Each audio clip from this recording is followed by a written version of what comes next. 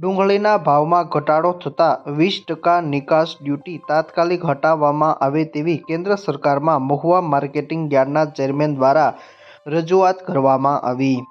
Mahuva marketing યાર્ડમાં છેલ્લા ઘણા સમયથી લાલ ડુંગળીની પુષ્કળ આવક થઈ રહી છે, જેના કારણે મહુવા માર્કેટિંગ યાર્ડ દ્વારા ડુંગળીની આવક પણ બંધ કરવામાં આવી છે। આ સાથે જ મહુવા માર્કેટિંગ યાર્ડમાં જગ્યા ટૂંકી પડતા અન્ય જગ્યાએ ભાડે રાખેલ જમીન પર હાલ ડુંગળી ઉતારવામાં આવી રહી છે, તેમજ આગામી જાહેરાત ન થાય ત્યાં સુધી ડુંગળીની આવક પણ બંધ કરવામાં આવી છે।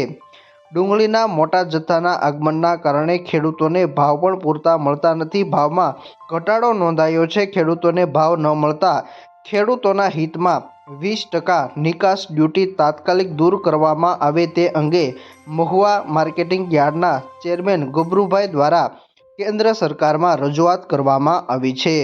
હાલમાં મહુવા માર્કેટિંગ યાર્ડમાં સમગ્ર સૌરાષ્ટ્રભરના ખેડૂત ભાઈઓ લાલ કાંદા લઈને પોતાના વેચાણ માટે આવી રહ્યા છે।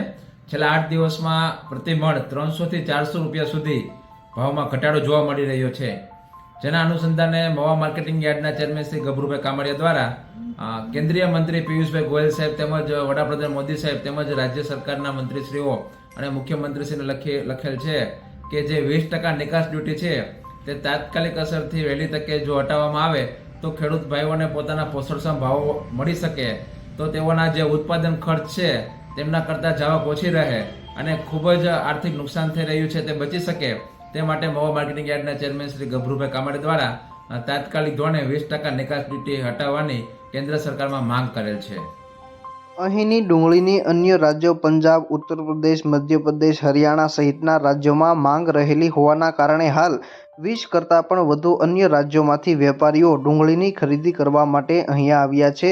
છેલ્લા ઘણા સમયથી મહુવા માર્કેટિંગ યાર્ડમાં ડુંગળીની પુષ્કળ આવક થઈ છે અને હાલ મહુવા માર્કેટિંગ યાર્ડ લાલ ડુંગળીની આવકથી છલકાયું છે। જ્યાં જુઓ ત્યાં લાલ ડુંગળી જ નજરે પડી રહી છે। આવકમાં સતત વધારો થઈ રહ્યો છે। આ સાથે જ લાલ ડુંગળીના ભાવમાં ઘટાડો પણ નોંધાયો છે।